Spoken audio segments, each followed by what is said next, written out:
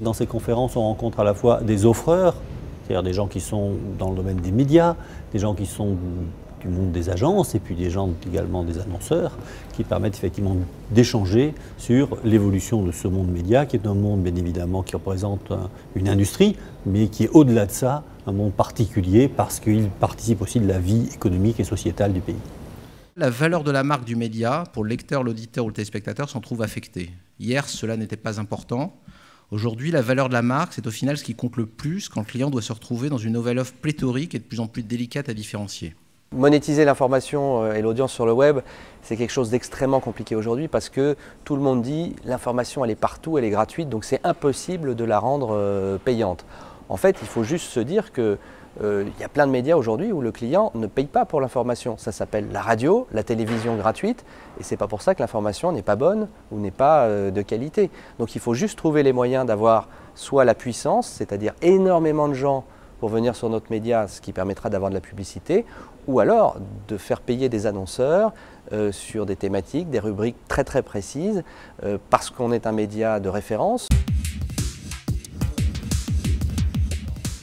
Nous souhaitons faire intervenir un regard extérieur d'experts, ça peut être des consultants, ça peut être des sociétés d'études, des analystes financiers, et au-delà des experts et des principaux dirigeants, d'avoir aussi un certain nombre de dirigeants opérationnels qui, au-delà des grands messages, vont pouvoir rentrer dans leur métier, dans leur secteur, en soulevant, si j'ose dire, en soulevant le capot. We're not just telling those stories in 30-minute shows anymore.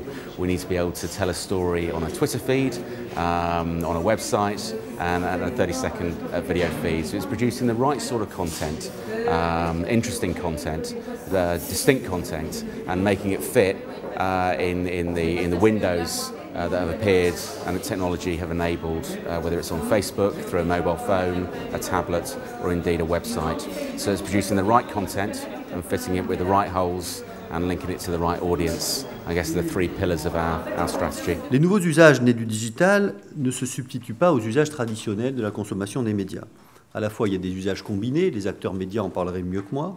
Ça veut donc dire que globalement, l'audience ou la consommation globale, j'emploie des mots prudents, de tous les médias augmente. Tout le monde a peur, nos clients ont peur, les médias ont peur, les agences ont peur.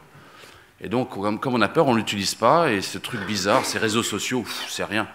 C'est pas rien. En moyenne, ici, les gens ont 220 amis sur Facebook, 147 sont sur MySpace, et 96 ou 86 pour la même tranche d'âge sur Twitter. Au total, ça fait 500 personnes connectées. Donc si je dis quelque chose, j'ai tweeté quelque chose tout à l'heure que disait Xavier Romatet, il y a déjà 3 personnes qui l'ont retweeté. Ces 3 personnes, en moyenne, ils avaient 2000 personnes qui les suivaient. Ça va être retweeté. Donc aujourd'hui, l'enjeu, il est là, il est de se dire, pas de se dire ces trucs-là sont horribles, il ne faut pas y être. Ce métier, aujourd'hui, a une transformation, c'est que si vous n'y êtes pas, vous n'êtes pas mort parce que personne ne va mourir réellement, vous êtes juste de côté, vous êtes mis de côté. Le gros avantage, je pense, c'est de pouvoir jeter des pavés dans la mare, c'est de pouvoir de remettre certaines pendules à l'heure, ce qu'on a essayé de faire dans notre conférence, c'est de pouvoir donner des messages, dire des choses qu'on a envie de dire et qu'on a sur le cœur. Ensuite, les choses elles vont avancer naturellement derrière. C'est là pour faire réfléchir et donc que les gens rentrent chez eux et aient un peu de mal à s'endormir ce soir parce qu'ils ont des choses à réfléchir et à penser pour demain.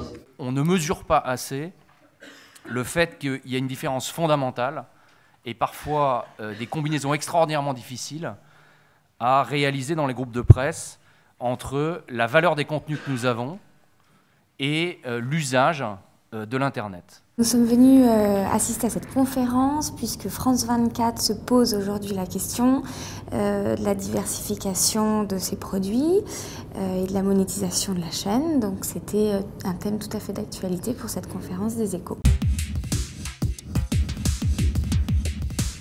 Je vois bien qu'aujourd'hui les modèles économiques en ce qui concerne la déclinaison des marques de print, notamment sur le digital, ne sont pas encore tout à fait évidents.